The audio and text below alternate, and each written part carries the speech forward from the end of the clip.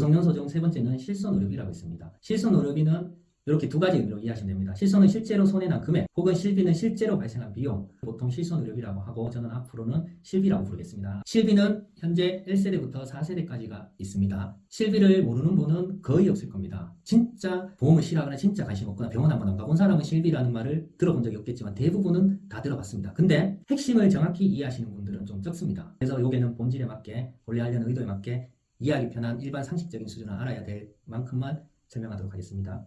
실비는 보통 쉽게 생각해서 두 가지밖에 없다 생각하면 됩니다. 입원하고 통원하는 거. 통원은 하루에 왔다 갔다 거리는 거. 입원은 병원에 입원하는 거. 실비는 실손의료비는 입원이 있다, 통원이 있다. 이 정도는 알고 계시는 게 좋습니다.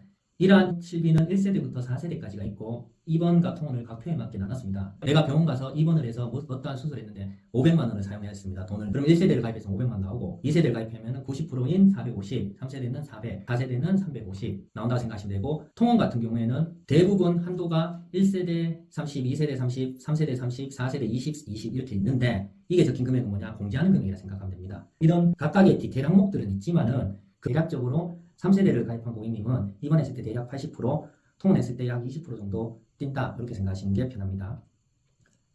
그래서 다시 한번 설명하면 병원비가 500만 원이 나왔습니다. 그러면은 현재 기준으로 4세대 기준 입원을 하게 되면 350만 나옵니다. 1세대 500, 2세대 450, 3세대 400이 나옵니다. 근데 똑같은 500만 원을 써도 통원일 때는 지금 기준으로 최대 40만 원 나옵니다. 왜? 20만 원은 급여 플러스 20은 비급여 항목이 있으면 최대 40까지 나오고 나머지는 30, 30, 30이 나옵니다.